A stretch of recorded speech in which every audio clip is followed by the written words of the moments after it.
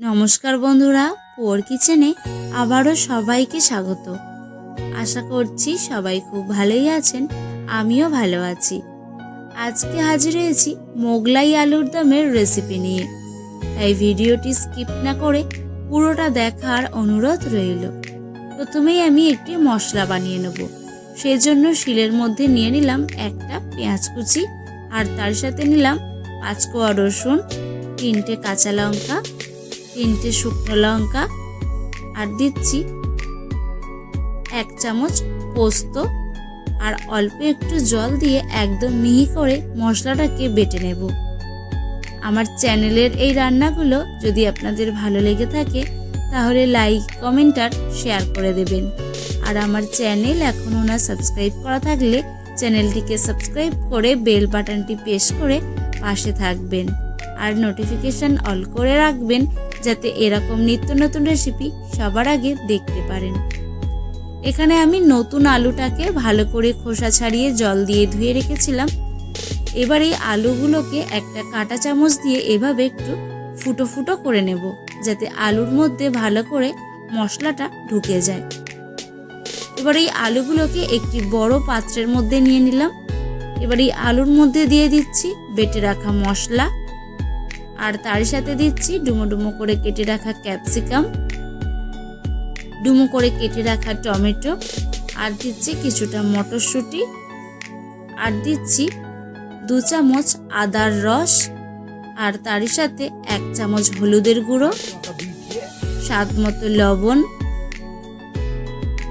এবার এই সমস্ত কিছু হাত দিয়ে ভালো করে মেখে নিতে হবে, যাতে আলুর গায়ে খুব মশলাটা যেন ভালো করে লেগে যায়।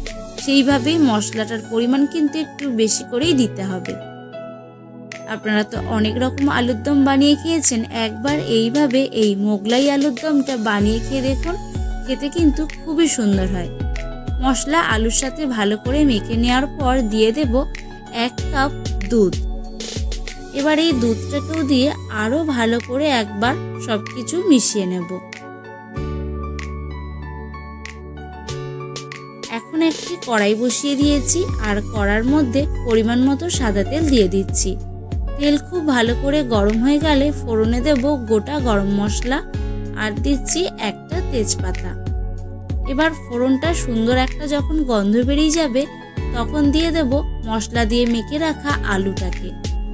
এবার এই গরম তেলের মধ্যে আলু আর মশলাটা একসাথে মিনিট 5 মতো নেড়ে চেড়ে রান্না করে নিতে হবে।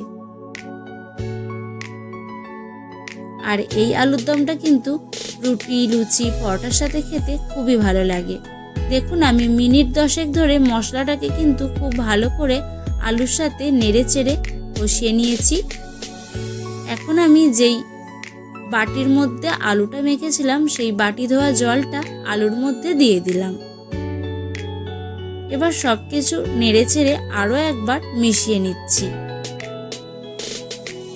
এখন ঢেকে মিনিট 40 মতো রান্না করে নেব। গ্যাসের ফ্লেমটা একদম মিডিয়াম টু লোতে রেখে মিনিট 40 মতো কিন্তু আমি রান্নাটা করে নিয়েছি। এখনো কিন্তু আলুটার মধ্যে অনেকটাই ঝোল আছে, তাই এই ঝোলটাকে আরও একটু আমি শুকিয়ে নেব। সেজন্য আবারও ঢেকে রান্না করে নিলাম মিনিট 10 মতো। দেখুন মিনিট 10 পর ঢাকাটা খুলে দিয়েছি। এখন কিন্তু গ্রেভিটা বেশ মাখো মাখো হয়ে গেছে, আর আলুগুলো কিন্তু খুব সুন্দরভাবে সেদ্ধ হয়ে গেছে। আর বাড়িতে কিন্তু এই আলুর দমটা আপনারা অবশ্যই একবার হলেও ট্রাই করবেন। এবার নামানোর আগে হাফ পাতিলেবুর রস দিয়ে দেব। পাতিলেবুর রসটাকে দিয়ে খুব ভালো করে নেড়ে চেড়ে মিশিয়ে নামিয়ে নিলেই কিন্তু এই নতুন স্টাইলে মোগলাই আলুর দম একদমই রেডি হয়ে যাবে। আশা করছি আজকের এই মোগলাই আলুর দমের রেসিপিটা আপনাদের একটু হলেও ভালো লেগেছে। যদি ভালো লেগে থাকে লাইক, কমেন্ট, শেয়ার করে দেবেন। দেখা হচ্ছে অন্য কোনো রেসিপিতে। আজ এখানেই শেষ করছি। ভালো থাকবেন, সুস্থ থাকবেন, আর পোর কিচেনের সাথেই থাকবেন।